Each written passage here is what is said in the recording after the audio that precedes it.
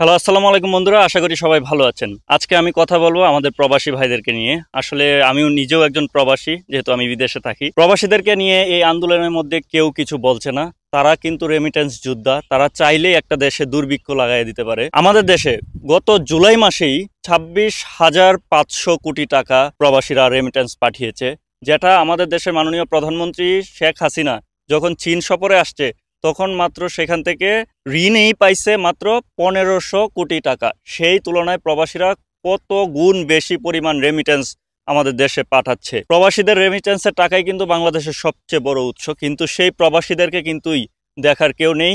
সেই প্রবাসীদেরকে নিয়ে কিন্তু কোনো ইন্টারনেট বা কোনো নিউজ পেপারে কোথাও কেউ কিছু কথা বলছে না।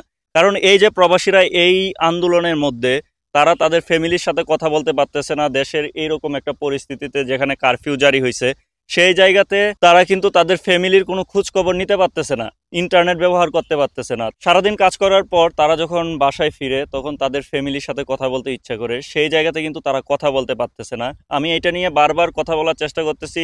আমাদের দেশের যারা উচ্চ পদস্থ কর্মকর্তা আছে তাদেরকে দৃষ্টি আকর্ষণ করার চেষ্টা করতেছি যে আপনারা প্রবাসীদের জন্য হলেও আপনারা ইন্টারনেটের ব্যবস্থাটা করে দেন, আপনারা দেশে ইন্টারনেট সংযোগটা দিয়ে দেন।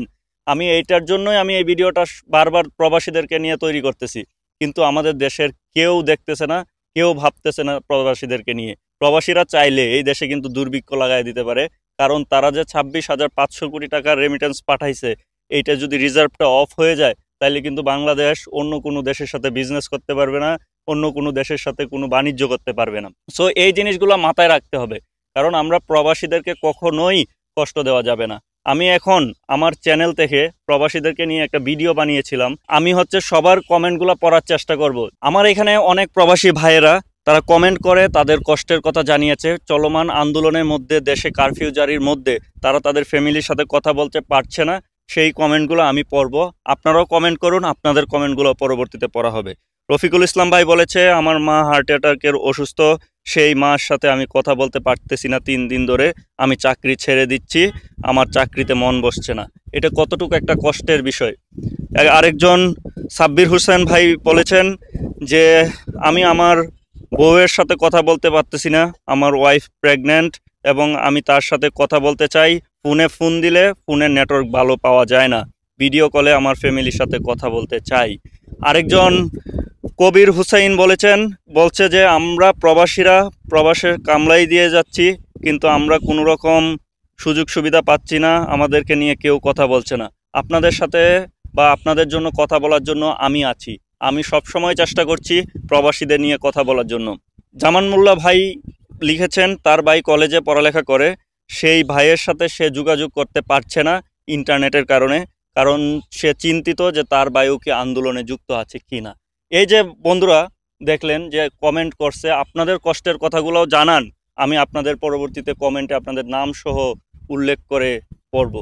কারণ এই যে রেমিটেন্স যোদ্ধারা, তারা এই দুঃসময়ে বাংলাদেশের পাশে থাকে। তারা এই বাংলাদেশের সবচেয়ে বড় আয়ের উৎস প্রবাসীরা, তাদেরকে নিয়ে কিন্তু কেউ কথা বলে না। সো আমি চেষ্টা করছি তাদেরকে নিয়ে কিছু বলার জন্য, যাতে উপর মহলের লোকরা দৃষ্টি আকর্ষিত হয় বাংলাদেশের। কারণ বাংলাদেশে দেখবেন যে সময় টিভির মতো বিভিন্ন টিভি চ্যানেল তারা কিন্তু নিউজ করতেছে, তারা আপলোড করতেছে। তার মানে কি, বাংলাদেশের উচ্চ পদস্থ কর্মকর্তা যারা আছে তাদের এখানে কিন্তু ইন্টারনেট আছে, কিন্তু আমজনতা, আমাদের ফ্যামিলির কাছে কিন্তু কোনো রকম ইন্টারনেট নাই। তাই আমি চাই যে সবাইকেই ইন্টারনেটটা অ্যাভেলেবল করে দেওয়া হোক, যাতে আমাদের প্রবাসী ভাইদের কষ্ট কিছুটা কমে যায়। Thank you very much. আসসালামু আলাইকুম।